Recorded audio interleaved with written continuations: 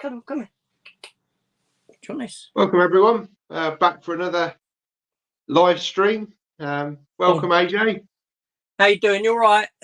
Yeah, I'm fine, thank you. How you doing? Oh, he's 1 sec. He'll be back in a sec. So yeah, we just decided just to sort of spare at the moment. Why not do a live? Probably only be around for about an hour and a half. And yeah, we just thought we'd just come on, have a chat about sort of recent films, TV series that you've watched, any related movie news, sort of releases, up and coming releases. There's been a little bit of news in the last day or so about some releases for the rest of the year. Yeah, just sort of go for it and see where the chat takes us. And so yeah, how you been, AJ? You been all right? Still picking up loads of things, I see. Yeah, I'm all right. I had to step away because the puppy had a packing peanut in its mouth, and oh right, now it's down there somewhere, down at my side, and I don't know. She's looking suspicious. Yeah, no good. Am I still? Yeah, I'm still picking up. After the purge, and you move your room pretty much there now, or you still got more to sort? I've still got maybe 15 boxes in here. Not boxes for the room, just 15 boxes that I've got to sort and go into other rooms and that sort of a thing. We're still, we're still not completely there. The movie room's not completely there. It's far more cramped. I've got much less space. Yes. I probably lost about 30-40% space. Oh, really? Yeah, we did. We moved out of where we were, which was, it was a flat, but it was a big flat. And obviously now we're in a house, a 3-bedroom, but it's smaller, but we've got the garden for the dogs and that sort of thing. So we've sort of, do you know what I mean? We've given up one thing for something else, so to speak. So the amount of space I've got to play with is far less at the moment. But no, it's getting there. It'll get there slowly. Yeah. But yeah. Oh, that's it. Yeah, you just got to. How are you? Yeah, I'm fine, thank you. Yeah. I say I've had quite a busy week of watching 2 sort of recent films. Obviously went to see Alien Romulus on Tuesday at the cinema. Yeah, really enjoyed that one. And also got to see Deadpool v Wolverine as well. That was hilarious. It was a lot of fun. It was a lot of fun. I just don't see what it does for the MCU. No, I don't see it as an It still doesn't. Although it's got a few connections to the MCU, like with the TVA and that sort of a thing. It's still very much a Fox X-Men film. Yeah. In that it plays in that arena mostly. It doesn't really, and then by the end of it, obviously, spoiler warning, so shut your ears. He doesn't come over to the MCU. He stays in his own universe. Yeah, he fixes his own universe. He repairs it. So it's not, which in one way is good, and it kind of makes sense they've done that, because when you consider the end of the Marvels, where Monica Rambeau ends up in another universe with Beast there, Beast from the X-Men. Kelsey Grammer's there as Beast. Right. You can't then go and destroy that universe in the next film to come along. So it was evident they weren't going to destroy the Fox universe. The only, for me, if they do the inevitable X-Men versus Avengers movie, I would have no problem seeing the returning cast. I'm talking like Fassbender, McAvoy, all them coming back as those X-Men, and those X-Men being integrated into the MCU and joining them, even if they keep them on separate worlds just for meetups every now and then. Do you know what I mean? There's a reason why they ain't destroyed that world and brought Deadpool over. But it does, like I said, it doesn't really feel like an MCU film. It's flying the banner of, it's a Fox X-Men film flying the banner of an MCU film, essentially, in my mind. Yeah. It felt very much like, to me, like a love letter to those films, because at the end of the film, obviously, they've got a little, behind the scenes sort of role going on in the background as the credits are going up, and all the sort of outtakes and all these sort of thing. And it was nice to see that, because it kind of made you think about the sort of Fox films of old. It felt to me like they were sort of just like I say, a love letter to that Fox franchise, which and like you say, I don't necessarily think, will Deadpool go into the MCU? I'm not even sure he will, to be honest. Well, I'm sure they'll do more with him because money. Yeah. The only good thing that might come, I'm hoping will come of it, is that it kind of proves to Disney that all of the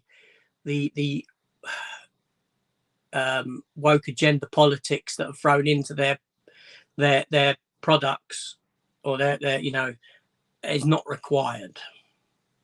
You got this film here that kind of defies that convention of what things are now, and went on to it's gone on to gross the amount of money that it has as an R-rated film.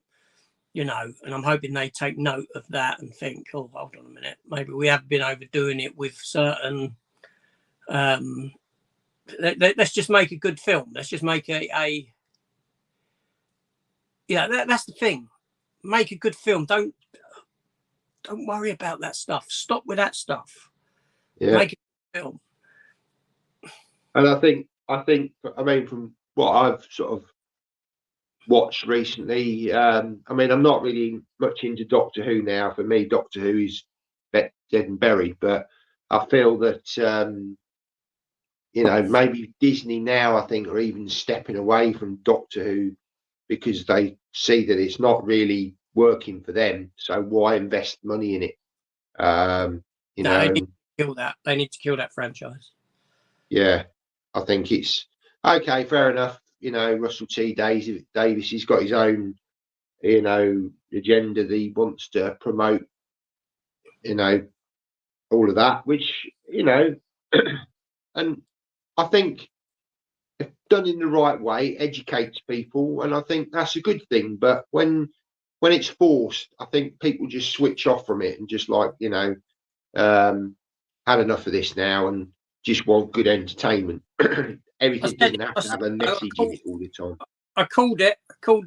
There's probably chats and videos of me from a couple of years. There would be in some videos a couple of years ago, at the point of Russell T Davies being announced. Yeah, and the excitement from the fan base, because it's Russell T Davies and he brought back Doctor Who 15 years prior to when this announcement took place.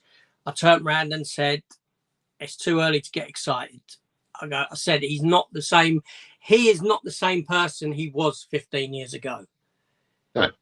Right. The ballpark you're playing isn't the same as it was 15 years ago. Don't get excited, because, none of us are the same person we were 15 years ago. And how we would have made something 15 years ago isn't how we would make it today. And Russell Davies just went on to but what happens when you bring Doctor Who into these chats, Matt? Yeah. I think we'll leave it there. Yeah. Let's just say hello to a few people. We've got Stephen. Thanks for joining, Stephen. Hope you're well. Hi, Stephen. How you doing? We've got Gary Hedger. Hello, Gary. Gary. We've got. Oh no, it's. Yeah, I'm not your favourite. I'm not. He puts a clown face next to her saying hello to me.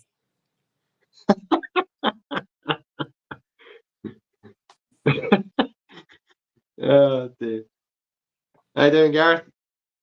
Well, he's not doing We've got well. Jesse. Hi, Jesse. It says, what's the chat about? I watched Ready Player One in 4K last night and really enjoyed it. Hated it first time. Is there an example of a film you hated first time but now really like? Yeah, I mean, I would say for me, Pulp Fiction. The first time I watched Pulp Fiction, I didn't understand it. Thought, what is all this about? But the second time I watched it, I thought, yeah, this is great. Really enjoyed it. So, what about you? Well, it's funny. It's funny, Jesse, that you mentioned Ready Player One. I won't say I hated it, but I preferred it far more on the second watch, and I love the film now. I really like it. And in 4K, it looks great. It looks superb. But at the first watch, I was like, But one film that instantly that you may have heard me mention it before, and that was The Fifth Element. Yeah. And the reason for that was because on my initial watch of it, I saw Con Air and The Fifth Element on the same day in the cinema. Me and a mate done a double bill, and we saw Con Air first. And I love Con Air. I think it's a fantastic film. I really do. It's brilliant. I love it even to this day. I watch it over and over, Con Air. And I likened it, watching Fifth Element after Con Air, I likened to going to maybe a theme park, going on the best ride first, and then you're just left with the rubbish afterwards. So I came out of Fifth Element and I was bored. I was bored because, Con Air was such a thrill ride and Fifth Element was quite slow and story driven. And it's also very tongue in cheek, the Fifth Element. On a rewatch, I watched it almost as though it was in mind, as though it was a comedy. Because it is very tongue in cheek and it's just full of coincidence from beginning to end. It's coincidence after coincidence. And I quite like Fifth Element now. I wouldn't say, it's the greatest film, but I enjoy it. Yeah, but I on the first watch, I didn't like it at all. There's probably other examples as well that I can think of. But that's the one. I must admit, I've never ever done a double bill at the cinema. Partly because I like to go to the cinema not that often, but if it's a film I want to see, and then you come out of it, and then if you've usually gone with somebody, so I went to see Alien Romulus on Tuesday, and I went with a mate from work, and you come out of the cinema, and then you start discussing the film, you're digesting it, and it takes time for you to sort of think about what if it's been a good film, take it in, analyze it, think about it. And for me, I think if I was then to jump straight into another film, I'd be like you say, almost if you've enjoyed that first film, the second film might be a letdown, and it's just too much. I just prefer to do one cinema visit per. Some people do. Yeah, go on. No. I was going to say I've only ever done a double bill twice. Yeah, I've done two. That was 1997, and my next double bill wouldn't be till 2018. I think it was 2018, where me and my youngest son went to see Into the Spider-Verse, followed by Bumblebee. Oh wow! And luckily, I enjoyed both of them. Yeah, and I love both of them. They're really good. Ironically, they both had they were both linked in that they both had Haley Steinfeld. Yes. Yeah, voicing Gwen Stacy and obviously the star of Bumblebee. Yeah. But yeah, so but I was a bit sort of worried about doing the double bill after that, But no, not generally something I would do. No. Twice I've done it. Yeah. Have you ever considered doing like one of these marathons, like? Because I know today in the UK it is National Cinema Day. Apparently, it is. Yes. I don't know whether you knew that. Yes, apparently so. And I think our local cinema is doing a Dark Knight trilogy, so you can literally go and see. I think it's all 3 films for £12, which is a good price. I mean, £4 a film. But I don't know whether I could sit in a cinema for that length of time. Well, what did they come out? About 6.5, 7 hours? Must be. Yeah, it's got to be, hasn't it? When you take into account breaks and things like that. No, I've never done a marathon watch. I struggle with one film in the cinema. And you know what I mean?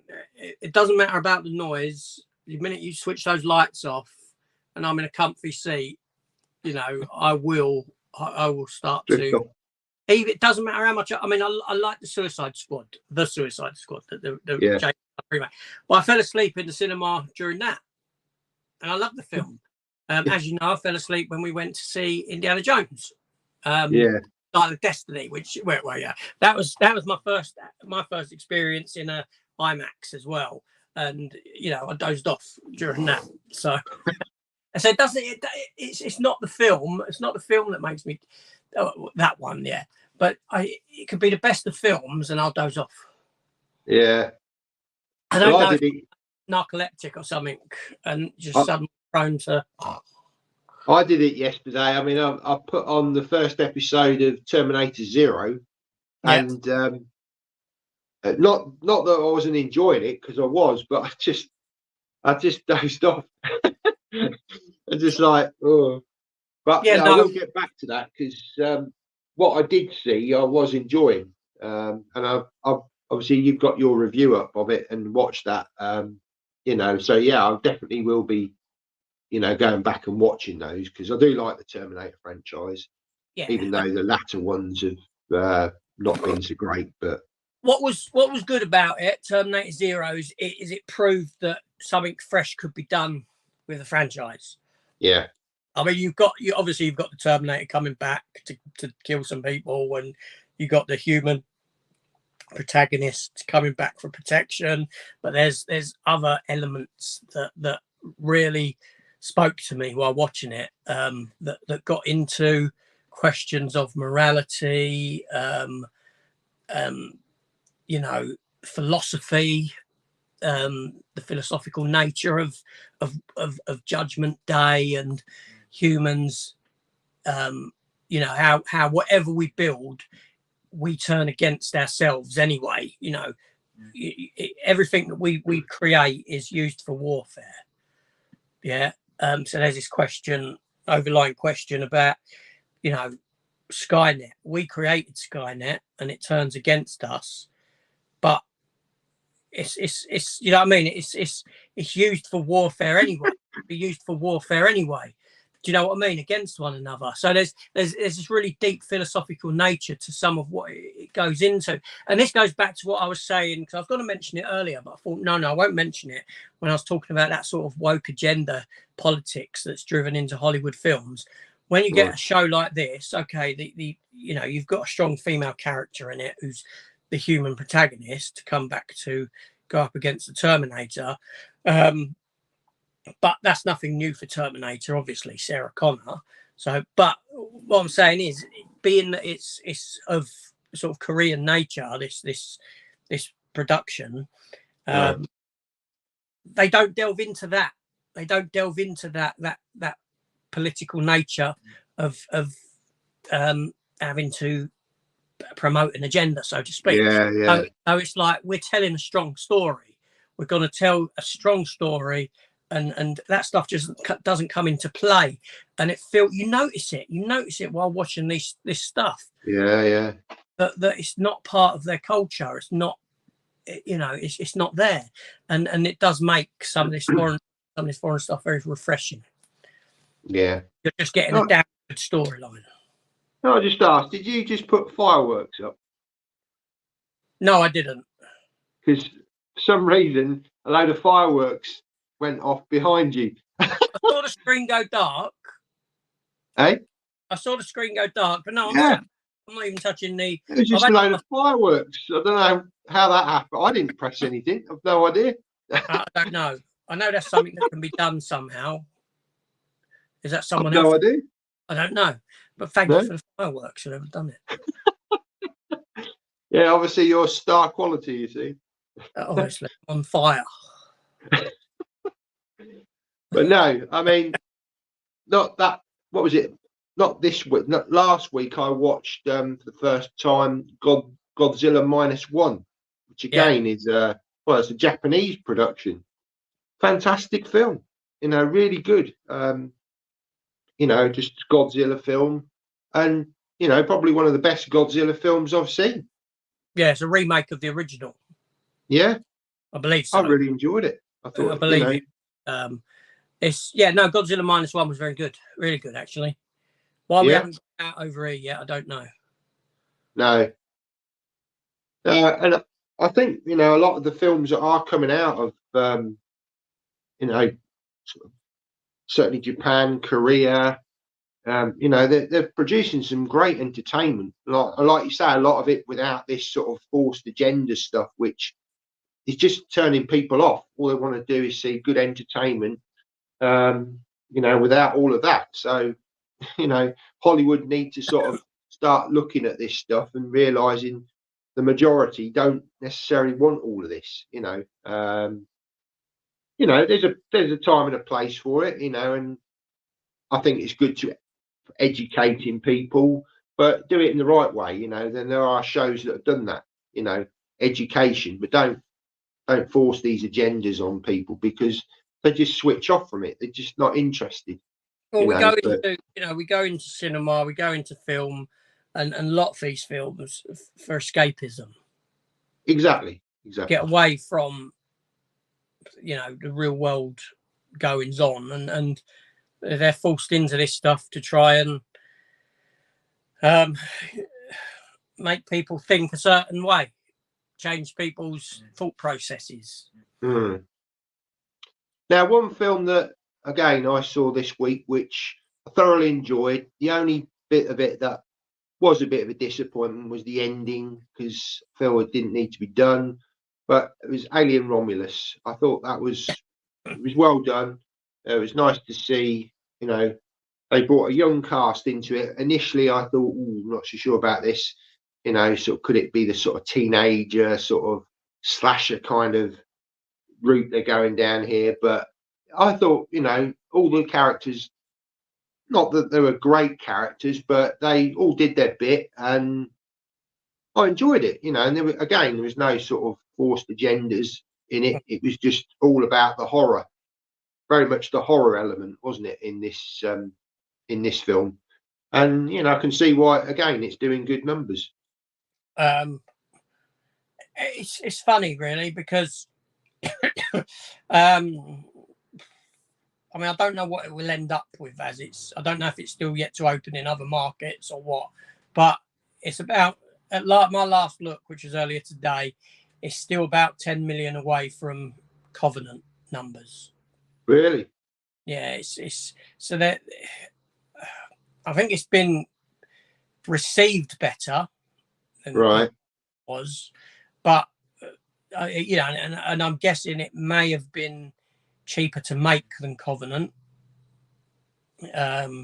given that Covenant is new Alien film is very contained, self-contained film, but when you're talking about Alien Covenant and Prometheus as well, you've got the vastness of worlds and this sort of a thing. It's more wider scope in visual, in its visual aesthetic, so to speak. Alien Romulus, I really enjoyed. I will say, however,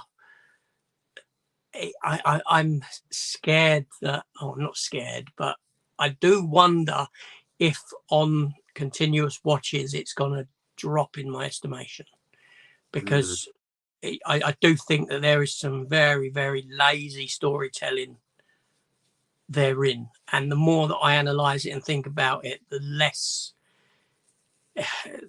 unfortunately, the less it makes sense. Yeah. And they're doing stupid things. Like okay, what did I like about it? I liked the addition of the how the xenomorph. I'm getting spoilers here, so people might, I don't know if I should speak in code or what. There's extra layers to the cycle, the growth cycle of the xenomorph, which I like. Yeah. The way that the big chap from the first film survived being in space, I liked that. What elements I didn't like is stuff like, okay, we've got this, you know, they detect the Romulus space station coming in. These kids, they know it's coming in, and they've got a ship that will get them up to it. So you're telling me that this planet, which essentially they're almost prisoners on for work, ships are just allowed. They've got access to a ship, and ships are just allowed to take off and go out without any sort of police into that, if that makes sense. Why no one else has gone to the Romulus space station? Why haven't Weyland-Yutani gone to the Romulus space station? Why weren't it picked up by anyone else, other scavengers or anything like that? Yeah. And these are all elements of the script that can just so easily be fixed. They can just so easily be fixed. You know, the ship taking off, the kids that are on it, they do work up out in space, doing whatever they do for the company. So you do a storyline where they take off with the ship with these additional people on board that they've got to help them get this, and they cut communications or something like that. They make out that there's a problem with their ship, whatever, to get themselves onto the Romulus space station. The Romulus space station, I think that they should have had another ship docked there when they got there, whether it be Weyland-Yutani or scavengers. Yeah. You don't even need to introduce any other characters. You just find them, you have them find them dead later on in the script. Gets rid of that question of why no one else done anything with this. Why hasn't Weyland-Yutani done anything with this? I mean, in my mind canon, it's because the space station is close to crashing anyway. But you know what I mean? There's just these elements of there's certain scriptural elements that just make me think that it's lazy writing. Yeah, just convenience, isn't it? You know, they've just gone up there and. Like I said, I think it's one of those ones in my. I need a few extra watches to see whether it goes that way or goes that way. Yeah. Certainly, it done a lot right. And I had fun with it. The other element is the end. Why do you have to go bigger? Why do you have to try and create something new? You know, I personally, if you think of the first Alien film and the lore of the Alien film, there wasn't a Queen Alien. It didn't exist in the mind of Ridley Scott. Yeah.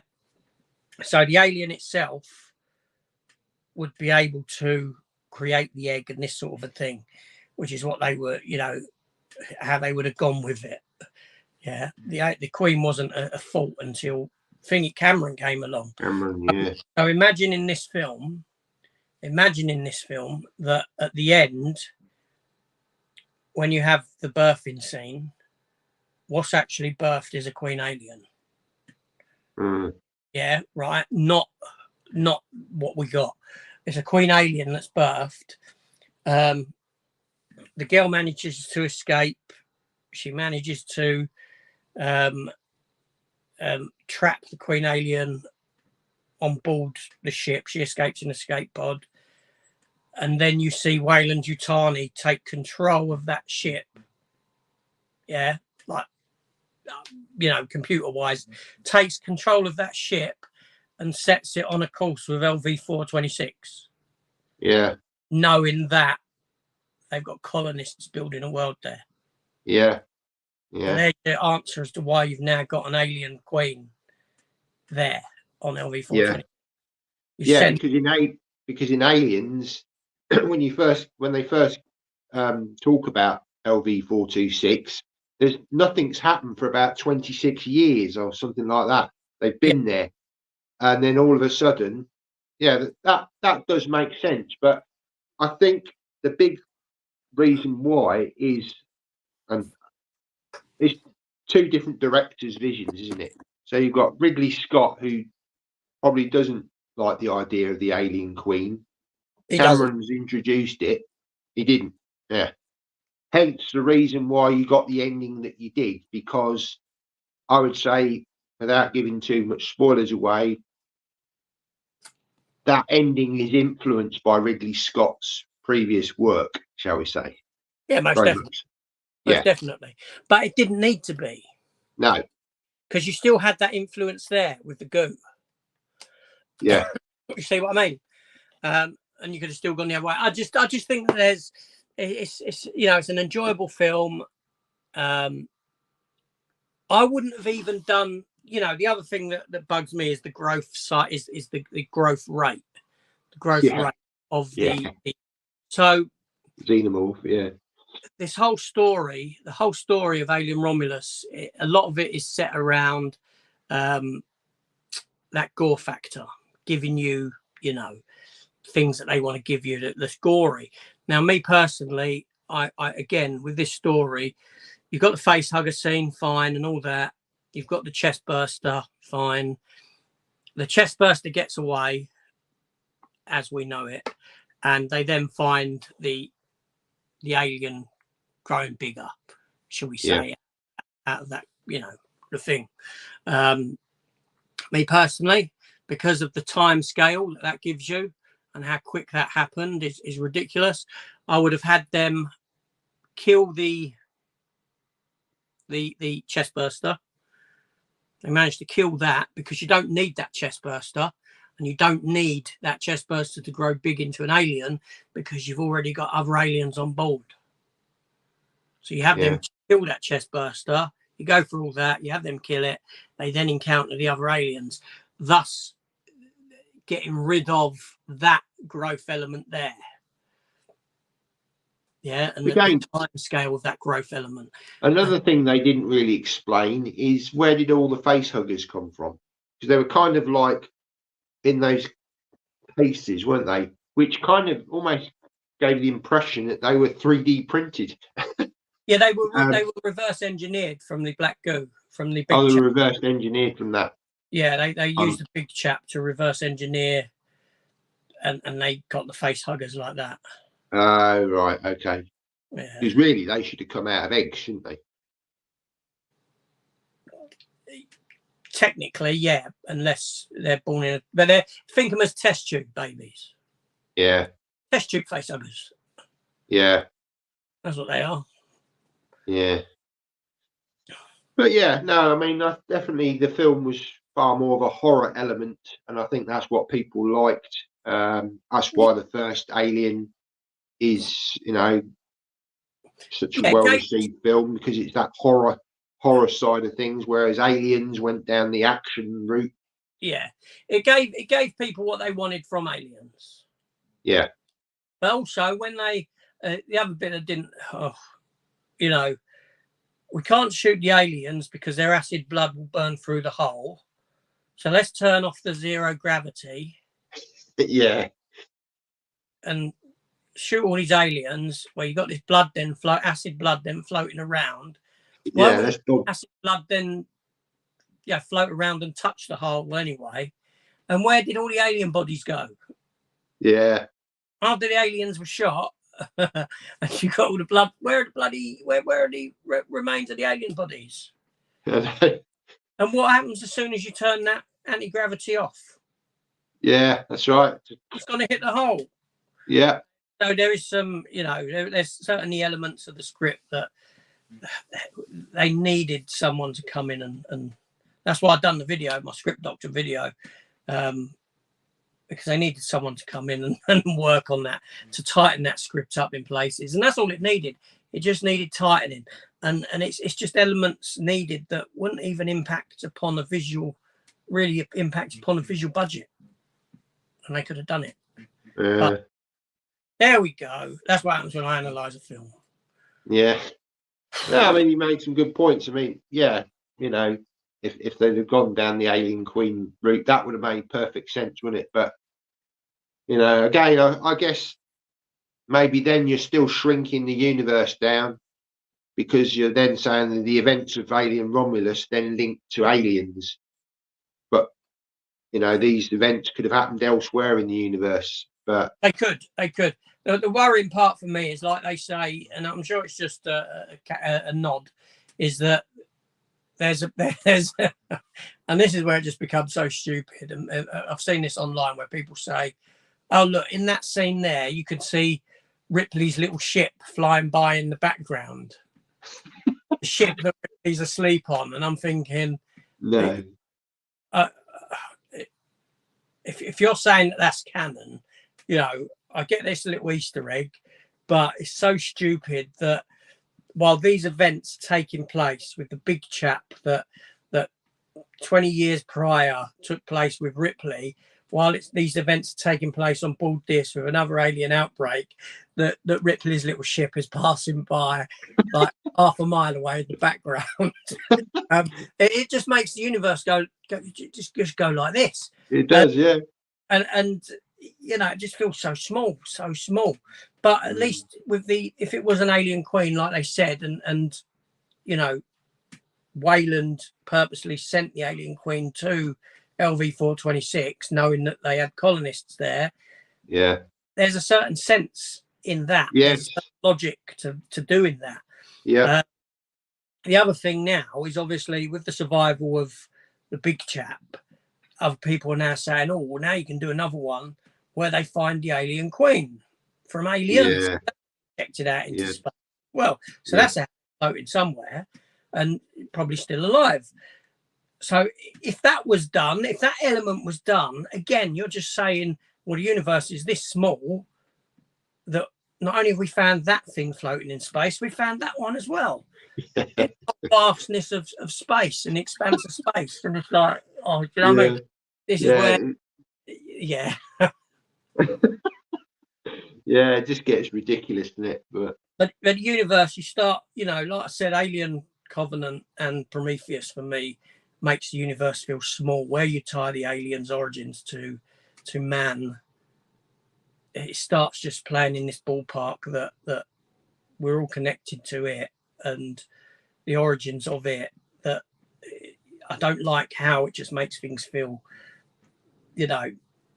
tiny. I mean, I do like Prometheus. I do, feel that they didn't really need to sort of link it in with Alien. It could have been its own thing, But again, you look at the tech on that, and that's set before Alien, isn't it? But the tech is advanced. Oh yeah. That was the other thing about Romulus that I did like, that they did go back to the sort of look of the ships. The technology was far more. Well, I mean, obviously that was back in 1979, wasn't it? So that they went back to that. So that was nice that they sort of gave that continuity. Yeah, the set design was I can't fault the look of it. No. There were bits that looked like it was from Alien. There was things that took from Alien 3. The world building, set design kind of thing looked great. It looked great in it. Just bring this one up. Gareth said this: our director's cuts a cash grab now. I don't know, because I mean, there's always been director's cuts throughout movie history, especially with the Alien franchise. Literally every, the first 4 films all have director's cuts, don't they? Yeah, but they all came down the line. I think what Gareth's getting at there is you get a film now, and then that I do feel it. I feel what Gareth's saying. They make a film, they will then edit stuff out. It feels like they will edit bits and pieces out, knowing that when they release the Blu-ray, they will then include a direct cut with it. I mean,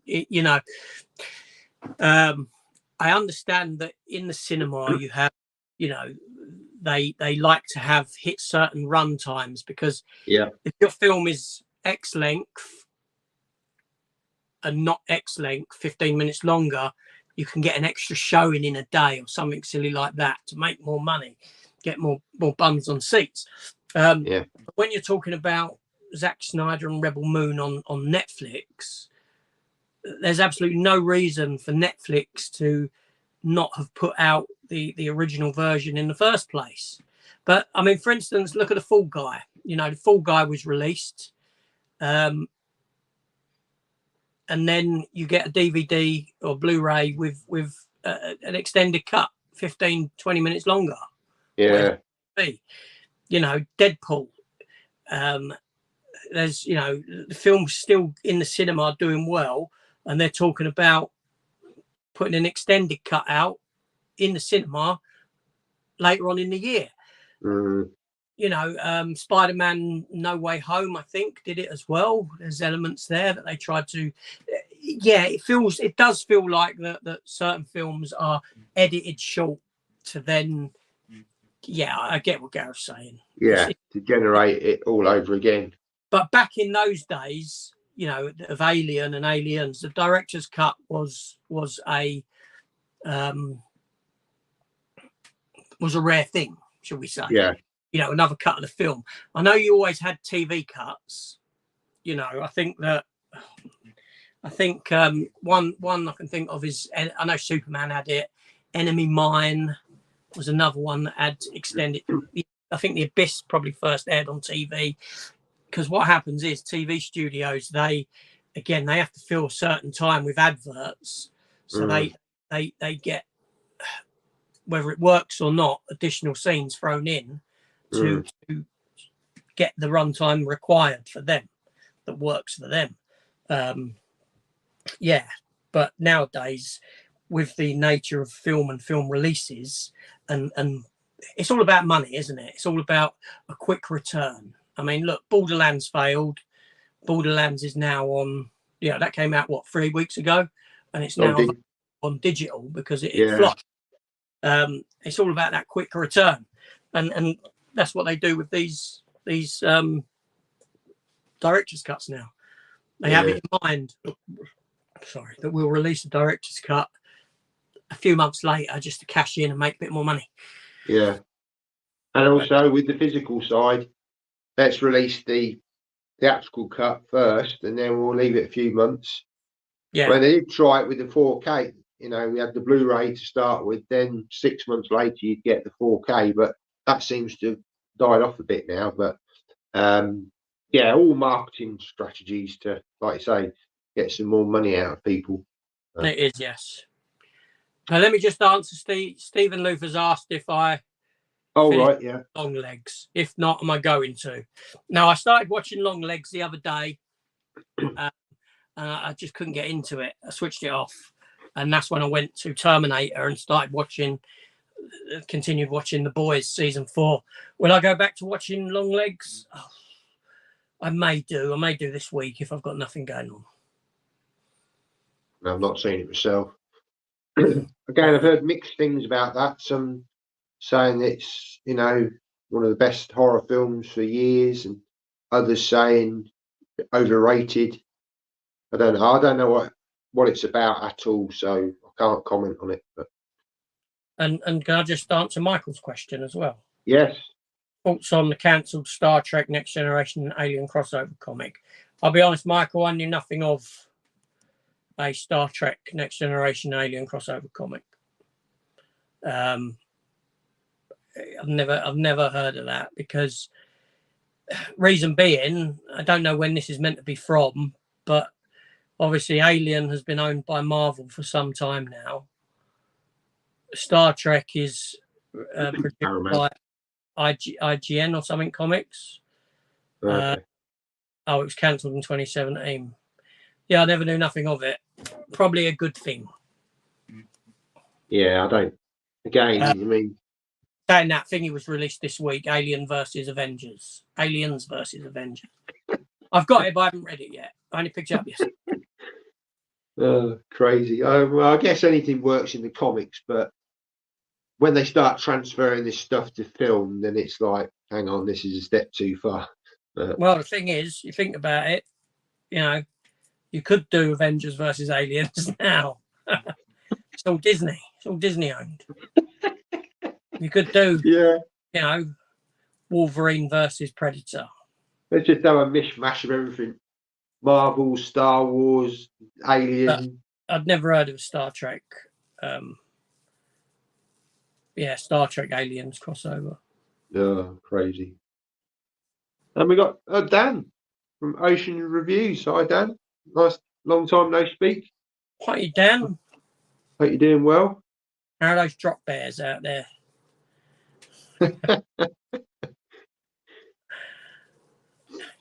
Yeah, nice. Dan, that's nice. Yeah, Michael's replied to you. It's cancelled in 2017. Yeah, I've never heard of it. I mean, I've never heard. I very rarely follow comic book news. Yeah. It's not something I do anymore. You know, I never knew that there was, until it was released, that they were doing a Black Panther versus Predator. I know they'd done Wolverine versus Predator a little while ago. I have got Black Panther versus Predator as well. I did pick it up, obviously, that 2 weeks ago. But I didn't know of it until I saw it as a release for sale.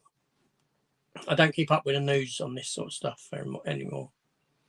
No, I mean, and speaking of news, just a little bit of news that I've sort of been reading, well, just prior to the stream, really, just to catch up on. We were talking just before we went live about there's talk of another sequel to, well, another Predator film, basically. Now, whether this is going to be a sequel to Prey, or from the sounds of it, it's going to be a standalone thing involving 2 strong female leads. We don't know a lot about it, but again, initial thoughts, I think, are as to, you know, how's this going to fit into a Predator film? We don't know at the moment, but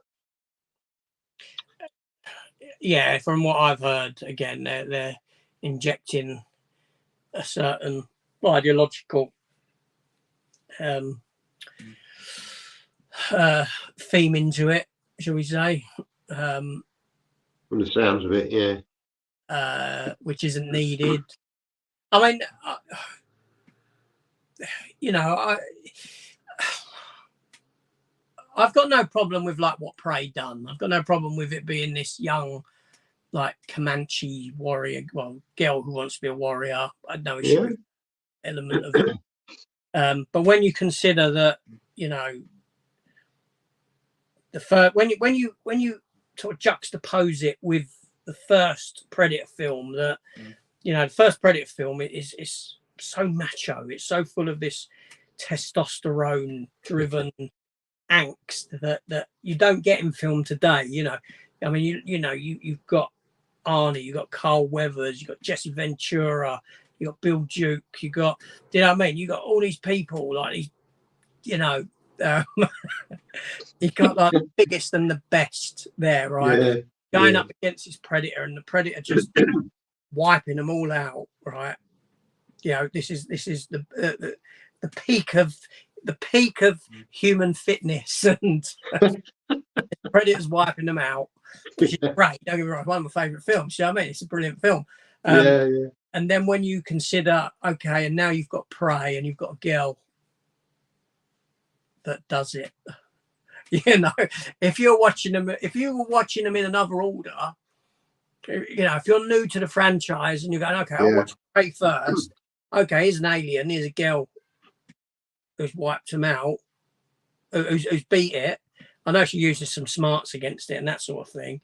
But then when you get to Predator, and you've got Arnie and all these going up against it, you know, it kind of, you know, what's the, do you know what I mean? It just kind of weakens the whole concept. Yeah. In a sense. Not like I like Prey. I think it's really good. I guess we are looking at it from the point of view of, you know, obviously we're an older generation. We grew up with these films, whereas a lot of these, you know, like Prey, is probably aimed at a younger audience that are just going to get into the Predator franchise. So obviously they want, you know, a strong female lead, which is absolutely fine. You know, we had it with Alien. You know, prior to it was one particular actress said that she'd introduced being the strong female lead, the girl out of Hunger Games. Jennifer Lawrence, Katniss. Yeah, wasn't she quoted in saying I was the first strong female lead in a film or something ridiculous like that? She was, though, wasn't she? You know, Sigourney Weaver hadn't done Aliens. You know, Terminator wasn't a thing. Yeah, exactly. Evil films, none of Resident. Yeah, Mila Jovovich had never done action before that. No, no. You know, Cynthia Rothrock in martial arts. These people didn't exist till, you know, Jennifer Lawrence done all this. She introduced strong female leads to cinema. Oh dear. We have a lot to thank for. Yeah. Well, there we go. But no, I mean, you know, yeah. I mean, the 90s, you know, it was, again, it's that sort of late 80s, early 90s action stars, you know. I mean, that was a great time, wasn't it? You know, but, you know, these days they're kind of considered dinosaurs. You know, we are sort of, you know, it's not politically correct anymore to be like that, unfortunately. But you know, Star Trek Discovery would have me believe that, you know, there'd never been a female-led Star Trek series or a black-led Star Trek series. Well, yeah. You know. Yep. It never happened before. No. It was new stuff. It was very progressive. Yeah. Oh dear. No, I don't know. So Dan says rock bears are still very much around and dangerous. They ain't got you yet, then. We've got a spammer here, so. Well, I can't see the comments. What they say? Oh, okay. Yeah, I don't know. I'm your daddy. Doesn't make much sense. So we'll get rid of them. Yeah. So and yeah, sort of going on to release news. I see that 2 M. Night Shyamalan films are going to be getting a release, which I'm quite surprised at, actually, because obviously they're owned by Disney. But apparently The Sixth Sense and Signs will be getting a release towards the end of the year, certainly in the US.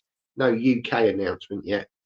But, yeah, that's good news. Hopefully we'll follow suit with them over here.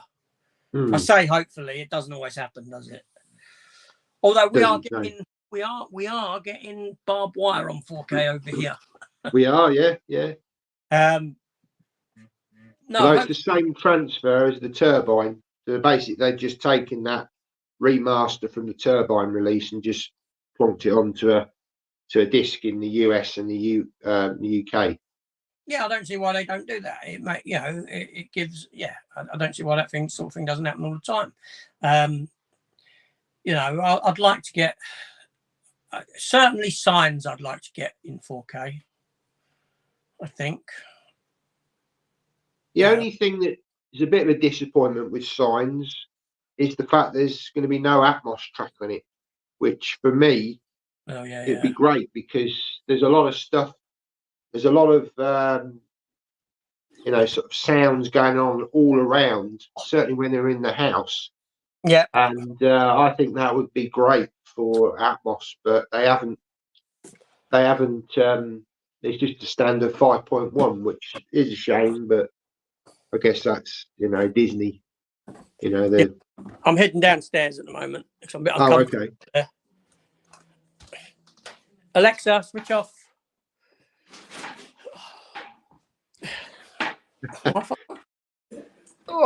Yeah, go on, Matt. Carry on. Yeah, as I say, I mean, fortunately, my system can sort of upscale it so I get an Atmos effect. But whether, I don't know. Again, I'd be interested to hear what the transfer is going to be like, because I'm kind of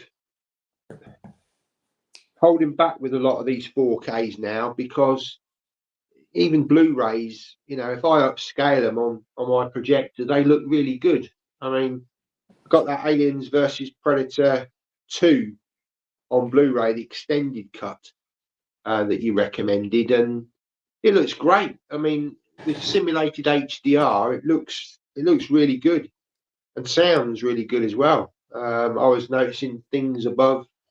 It's surprising, if you get a good Blu-ray disc, how sometimes it can really do well to upscale, and almost kind of you question, well, what am I paying for on the 4K? not all the time, but I mean, going back to barbed wire, I know that the Blu-ray of barbed wire was fantastic. Yeah. And I'd watched it. I've still not watched the 4K of it, but when I watched the Blu-ray, I questioned the need for the 4K. Although I still got the 4K, but there we go. But you know what I mean? It's yeah, there are some that are really good, really good quality. Yeah. Yeah, so I'm definitely picking and choosing my my releases going forward. Yeah, so what have you been, apart from Terminator Zero, what have you been watching recently? Okay, so I've been watching series 4 of The Boys. I'm about 3 episodes from the end of that. Film wise, I start like Stephen asked. I started Long Legs. Nicolas Cage is in that, but I just couldn't. I don't know if I wasn't in the mood for it or what. I switched that off, and that's when I started on The Boys and Terminator. And last night I watched Trap, M. Night Shyamalan's film. I've got a review for that coming later today. Right. It wasn't good. No. Because the trailer looks really, I was quite impressed by the trailer. I thought the trailer looked really promising, but. And I don't know. I think tonight I might give Borderlands a go. See how bad that. Yeah, that's about it really. Because obviously I had a week and a half without TV. Yes, yeah. You said with all your decorating and everything that's been going on. Yeah, I've only got one TV in the house. My dad's got one in his room. This is, but for me, I don't have a TV in the bedroom. I haven't had a TV in the bedroom since I was a kid. It would never get used anyway. I don't lay in bed and watch telly. It's not something I do. No. So the only TV I've got is down here in the front room. But where we was doing the front room and got all the laminate laid and that sort of thing. Yeah. Yeah, it was TV for no week and a half. Yeah. So yeah, I'm sort of behind on watching stuff. Well, I watched. Let me just grab it. It's just here. I watched this series this week, the Blade TV series. I'd seen the pilot episode before, and Chris over at Cypher Sigma, he obviously gave that to me for my birthday gift. Thank you, Chris. And yeah, I really enjoyed it. I thought the guy who played Blade, I thought he was quite good. A lot more Sticky Fingers or something. Sorry? Sticky Fingers, I think his name is, or something. Yeah, Sticky, yeah. A lot butcher, I guess, than Wesley Snipes. But I thought he did, a reasonable job. And it was sort of all to do with this sort of particular house of vampires, the House of Cathon or something. Obviously, he left it open. There's only 13 episodes, and the final episode, it kind of left it open, obviously, for a second season. But obviously, they didn't pick it up again, which is a shame because it was actually developed by David S. Goyer, who's the guy that did the Dark Knight trilogy with Christopher Nolan and that. But yeah, David S. Goyer has been involved in a lot of comic book stuff. He was involved in the Nick Fury, the David Hasselhoff Nick Fury. Oh right, yeah. TV film. So he's no stranger to that sort of stuff. Interestingly, it's just popped in my head. But that TV series, that Blade TV series, got me banned from eBay a couple of times. Really? Yeah, I was selling bootlegs of it at the time it came out.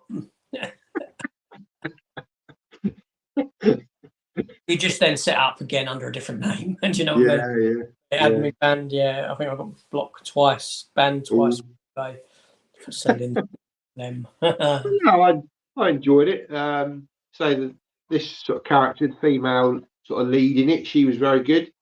Her sort of battle, sort of, you know, obviously she'd been turned as a vampire, but then Blade gave her the sort of serum to stop her with the thirst and all that. So she was kind of like sort of a spy, but then at times she would, you know, sort of turn to the other side, sort of thing. But I mean, quite a lot of nudity in it as well. I mean, it's an 18.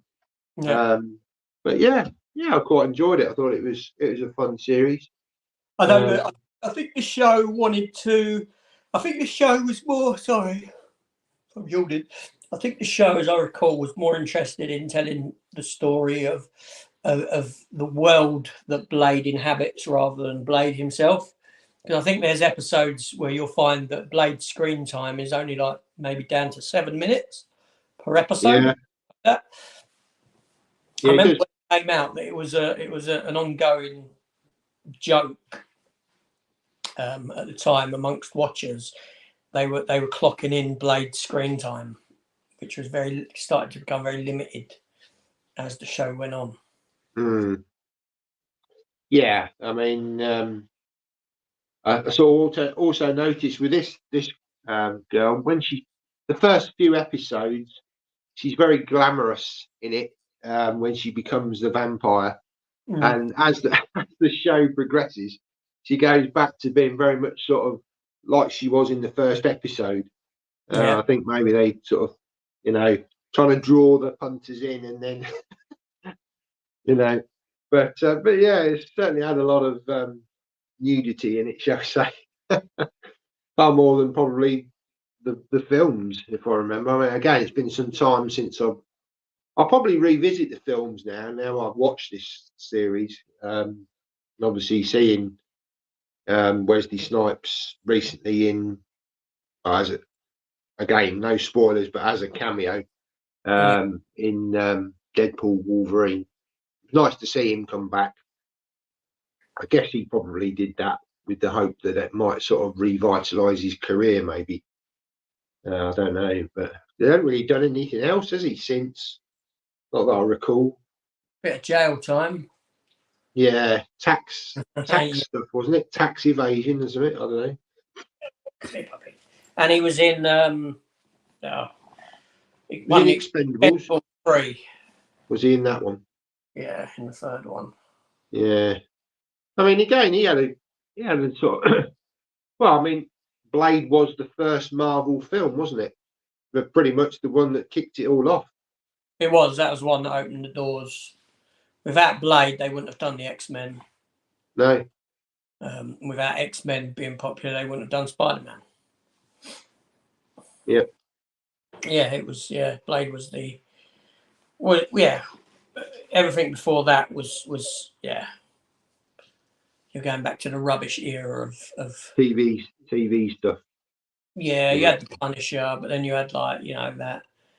Although I don't mind it, the Captain America film from '94. I think it was '94.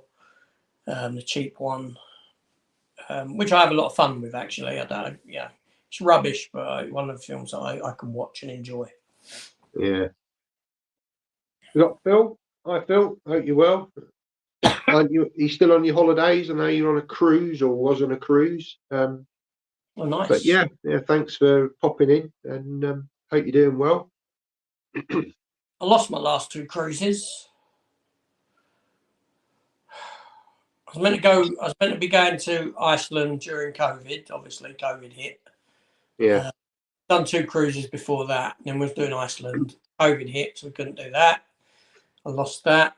Then we booked for the Baltic. I lost that because of Russia invading Ukraine. So I'm down for another. I should have Iceland next year. Okay.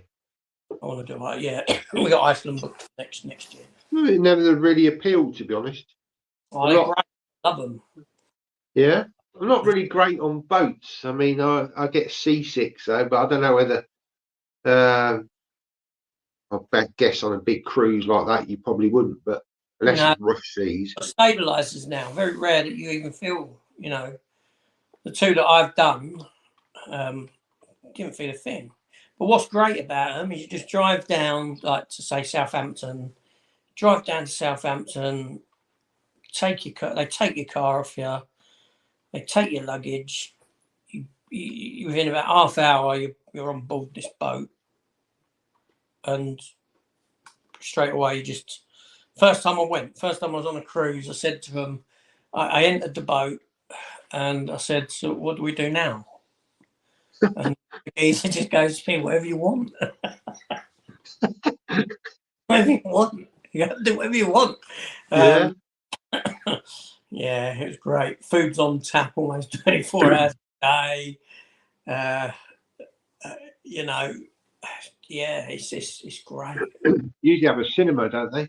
Have you had cinemas on both your cruises? Or?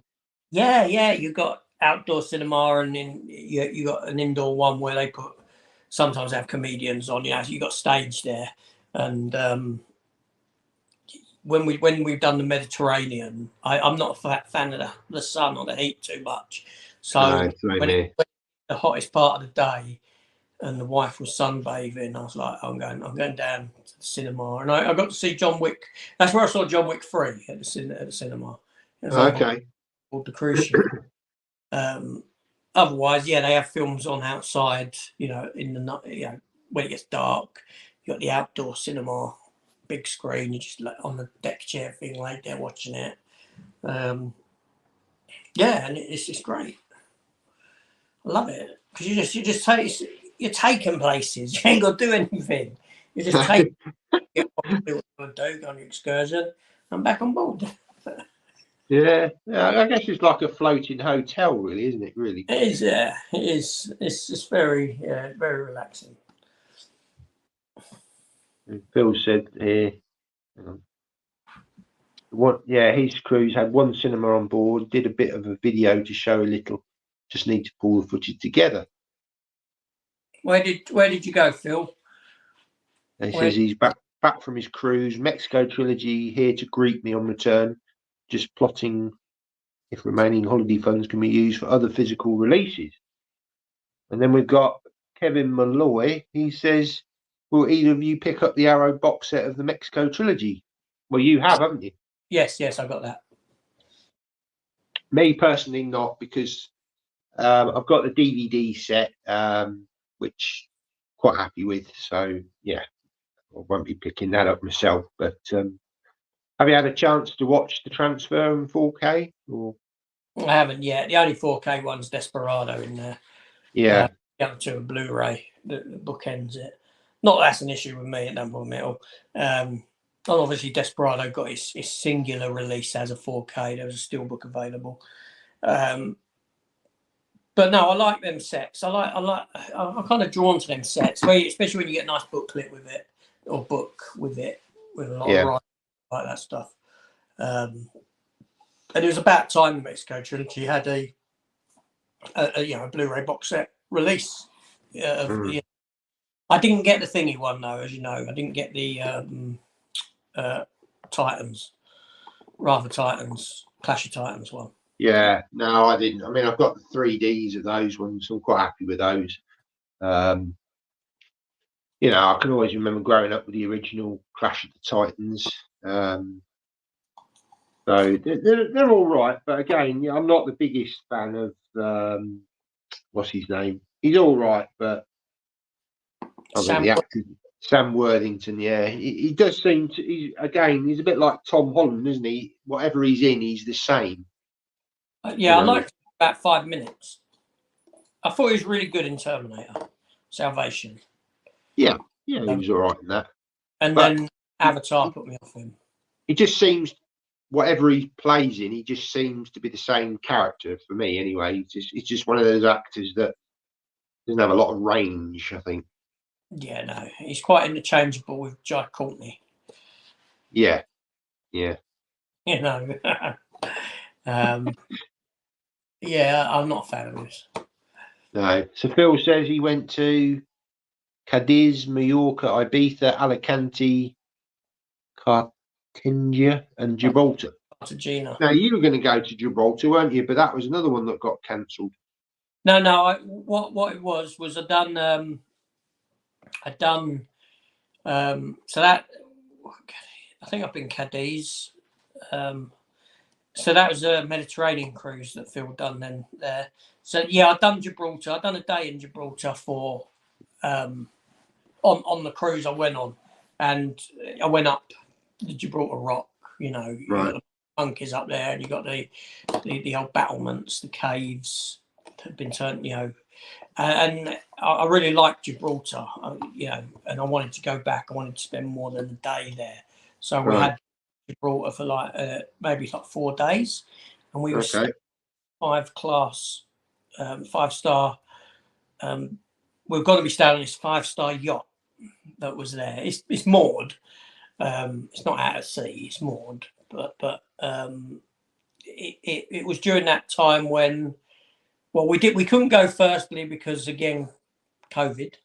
Then we booked it again, and then you had that. It was that time when you kept having all the planes where people's flights were being cancelled all the time. Oh yeah. A year ago, and our first one was cancelled quite far in advance, and then the second one we booked it, we moved it a few months, and then it was cancelled again 2 days before going, and yeah, we just at that point we just pulled the plug on it. Yeah. It was not a place I've been to. You know, so it weren't a great time for us with holidays. They were all getting, the plug was being pulled on all of them. Yeah. For one reason or another. Not to do with us, obviously, but yeah. No. COVID, flights.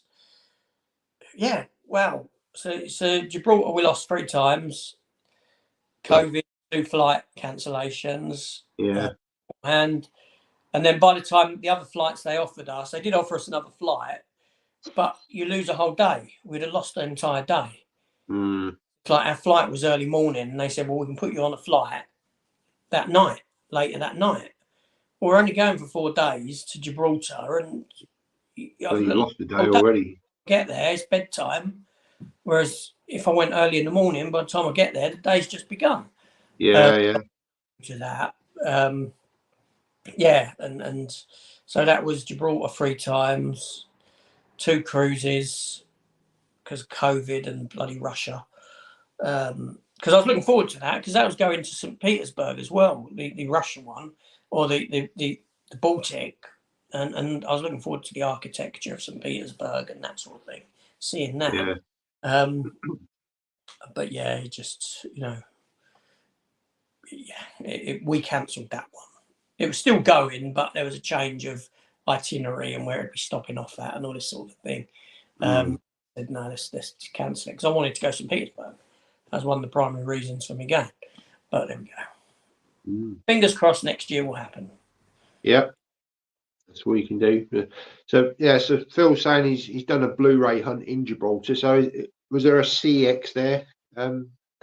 Phil, be interesting to see your video on that one. Yeah, look forward to that. There's not a CEX in Gibraltar. There isn't. Not unless there's one now, but no, there was. I think there's one across the way in. No, I think there's one in Spain somewhere. I did go to a CEX in. I can't remember where it was. It was where the ship landed. My wife. It might have been Barcelona. I can't remember. There was a CEX in one location that we went to, and I did go. Oh, well, I didn't have the channel then. It was before the channel. No. Otherwise, I'd film. But I did go into it. When I was there, yeah. Okay. I pulled it up on the maps and said, look, there's a CEX there. Let's go and go find it. Yeah. It looks like maybe he's bought some films: Furiosa, Dune 2, Aquaman 2, and Abigail. I've seen 2 of those films, but Furiosa I've not seen yet. And Abigail, I've not seen that one. Have you seen Abigail? Abigail's a lot of fun. Yeah, it's a good film. It's a good film. Spoilt by its marketing. Which is? What, you want me to spoil it for you? Well, I don't know. I mean, it's got a twist halfway through. There's a twist. Seriously, no, I'm not going to tell you. You should watch it. Yeah. Okay. It subverts expectation halfway through and has a complete turnaround on what it is, kind of thing. Okay, sends it in a different direction. Yeah, if you watch the trailer tells you exactly what it is. It shows you that story element, that twist in the story, which is such a shame, really. So all I can say is watch it. Okay. It's a decent little flick. Yeah. Cool. Right. Well, I said we'd go till 12. I mean, it's 11:45. I mean, I think we've got one person watching, so thanks for sticking with us. Got anything else that you want to bring up on the chat? I mean, it was just more of a ad hoc sort of, let's just have a chat about whatever. No specific. Watch it as the day goes on. It is early and people are out, and it's the end of the summer holidays as well. A lot of people are probably out with their families, making that or whatever. But no, I don't know. I don't know if there's anything I want to add. Probably not. It's funny. I've only done 2 lives this year. Myself on my channel. I've done one at the beginning of the year, and then I've done an ad hoc one that Michael joined me on about 3 or 4 months ago. And I'm not done. I think this is the one. The last stream we did was 6 months ago, from the look of it. Wow.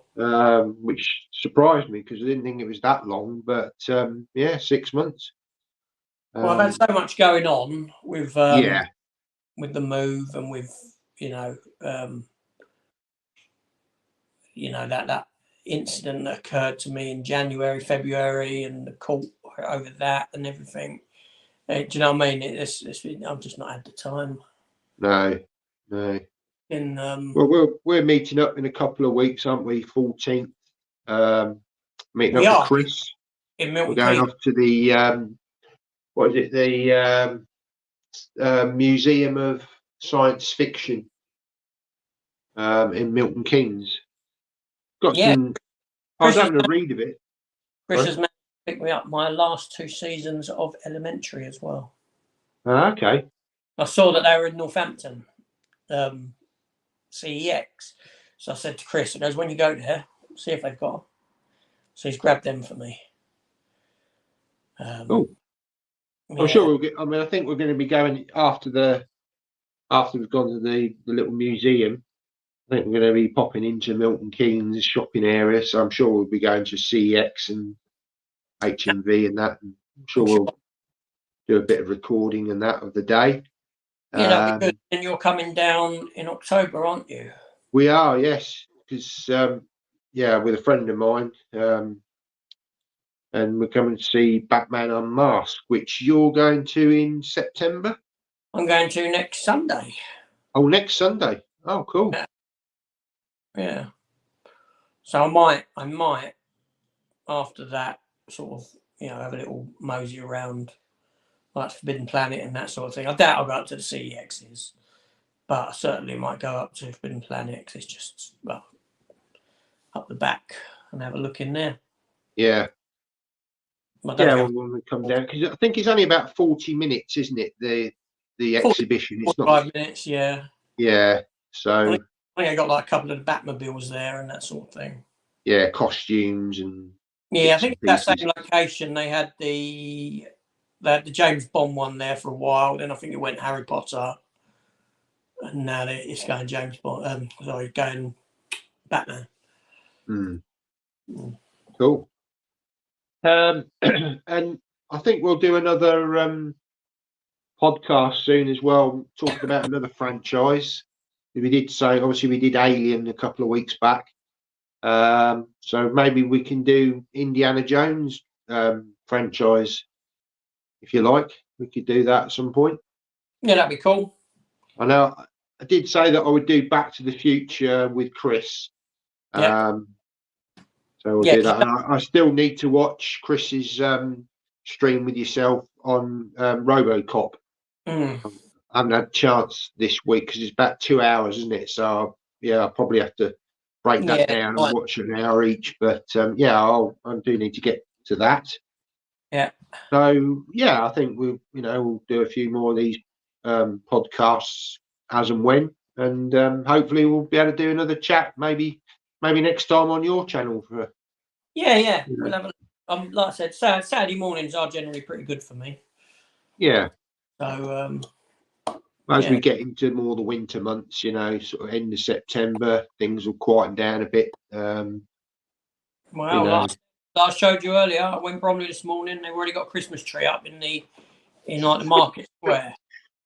Yeah, I couldn't believe my eyes. No, not even September. It isn't September till tomorrow, and there's a bloody Christmas tree up they've put up. Yeah, I think that's just like pushing the boat too far, isn't it? I mean, I heard people putting up Christmas decorations at the end of, just after Halloween, literally the day after Halloween, in your own home. I mean, okay, fair enough if that's what you want to do, but yeah, to have a public, because all the kids are going to be going into Bromley town centre now and saying, oh, can I get Christmas presents now? It puts Christmas in their mind, doesn't it? Marketing ploy. It's all just to obviously help make money and push money. I mean, obviously you go into shops now and they've got Christmas. There's already Christmas stuff on display in places. M has got Christmas sweets and all that down one bit. And it seems to be getting. I'm getting so grumpy as I'm getting older. It just seems to be getting earlier and earlier every year. I know. It is. As soon as you see you have the summer stuff in the supermarkets. You have as soon as you see that back to school stuff appear, right? Full well that as soon as that's gone, you're going to have, okay, I know you got the Halloween stuff come in, but you're going to start having the Christmas stuff there as well. Yeah. Crazy. Absolutely crazy. Seriously, I'm getting old and moaning about a Christmas tree being up in Bromley. Yeah, but I mean, it's still summer. It's still summer till the middle of September, and we haven't even got into autumn yet. I mean, usually Christmas stuff's not going up till winter. I mean, we don't put our decorations up until the week before Christmas, but I can understand people putting them up beginning of December. But yeah, when you get in sort of November or even October, you're thinking, really? Do you really want Christmas decorations up that long? I know, I put up the tree in that. I can't wait to get it down. Yeah? Yeah, I like it when it's up, but then it just starts feeling more crowded as you go, as it's up longer and longer. And then once you bring it down, you realise how much space that tree. Because I've got a massive. This is the problem now. The tree that I've got that I have is about 1.5 meters round. Right. And it's massive. And because I really liked it. But now where I've moved and the front room is far smaller than what I had before, I've got the height. I should have the height for it, but yeah, the space. It's just got to completely chock-a-block one corner of the room. Massive, yeah. Yeah, we have that same issue. I have to move my desk. With what? Sorry. I have to move my desk because I work from home a lot of the time, and obviously one corner of the living room at Christmas, that's where the Christmas tree goes. We get a real one every year. So yeah, I have to move to upstairs for a couple of weeks, although I don't generally work between Christmas and New Year, so it's just 2 or 3 days before Christmas I have to camp upstairs. But yeah, it still takes up quite a lot of room, and after a couple of weeks I'm ready for it to come down. There's no way I could have it up for a month or 2 months that some people seem to, but there we go. Each their own. I can't believe it's the end of August. We're having to talk about Christmas. I know. It's crazy. Absolutely crazy. Christmas tree in the high street does it to you. Yeah, absolutely. Right. Well, I think we'll call it a day. Many thanks for everyone. There's only one person watching. That may be Phil. I don't know, but whoever is there, thank you very much for watching. Appreciate everyone tuning in. Yeah. Who's going to tune in? Yeah, and say, yeah, it's been a great little chat again, once again, and we'll see you next time. Yeah. Maybe on AJ's this time. Who knows? Yeah, we'll do 1-on-1. It won't be. We'll see. Obviously, in 2 weeks' time, we're up in Milton Keynes. Yeah, in a few weeks, whenever it suits. But just watch our spaces, and you never know when we're going to pop up again. No, you don't. Take it easy, man. Yeah. Cheers. Bye-bye. Bye. Bye.